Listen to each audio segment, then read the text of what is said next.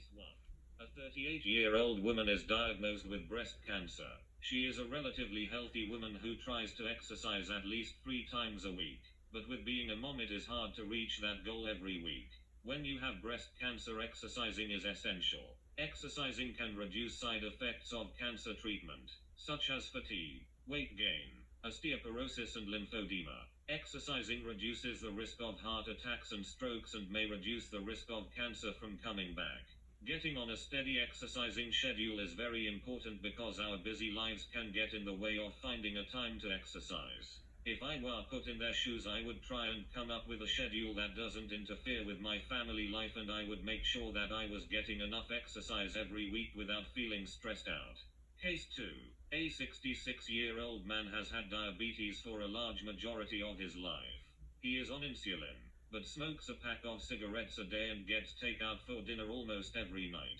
Insulin is a medicine that people with diabetes use to lower their blood sugar. Smoking raises your blood pressure and may make your body more resistant to insulin, which can lead to higher blood sugar levels. Uncontrolled blood sugar levels can lead to serious complications from diabetes, including problems with your kidneys, hair and blood vessels. Processed foods like takeout are highly processed and high in calories. This can cause them to digest more quickly, which can spike blood sugar levels and increase cholesterol levels. I would start by limiting my takeout food to 1 time a week or something reasonable, and I would buy low processed foods. I would make sure I am getting enough exercise. I would start cutting back on cigarettes and make sure I get rid of the habit.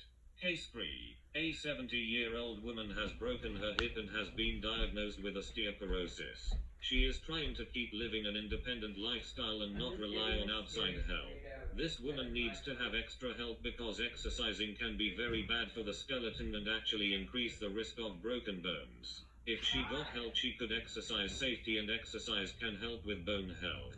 I would go to a physiotherapist and get some stretching into my workouts, and I would ask for help from the physiotherapist to teach me some exercises that won't hurt me and that are low impact. Case 4.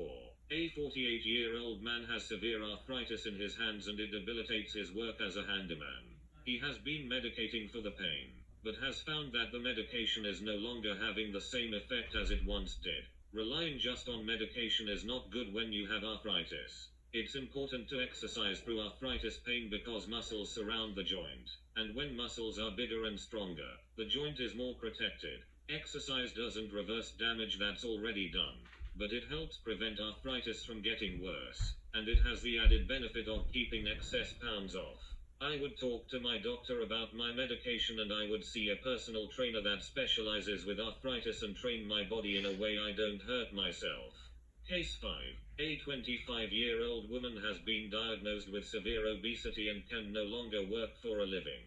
She has been housebound for a few months and finds it hard to even get out of bed. Obesity can make people feel insecure and depressed and can lead to diabetes and lots of problems. You may feel depressed or down and insecure, and you may have long-term problems like higher risk of diabetes and heart-related problems. If I was her, then I would try to get myself into active activities and get out in the community. This could lower my chance of heart-related problems later in life, and this can make you feel better about yourself and more connected to the community. Looking at what you eat is also something people should do, but not looking at your body type in a negative way, because this can lead to more insecurities and depression.